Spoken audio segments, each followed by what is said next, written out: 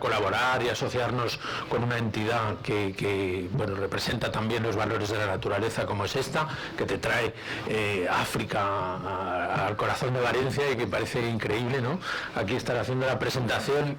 Deciros que para nosotros es una gran satisfacción colaborar, como digo, con esta carrera.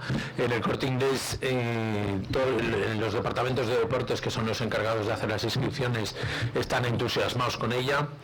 Además, la característica de que sea una carrera familiar con niños y tal, pues la hace doblemente interesante y en fin, que todos son aspectos positivos relacionados con ella. Yo estoy convencido de que vamos a sacarla adelante una edición más y creo que va a resultar un éxito fantástico. Además, con el nuevo recorrido este año, pues seguro que tiene un aliciente más. La oportunidad de correr con tus chavales, pues creo que es una experiencia magnífica que se la recomiendo a todo el mundo, desde luego.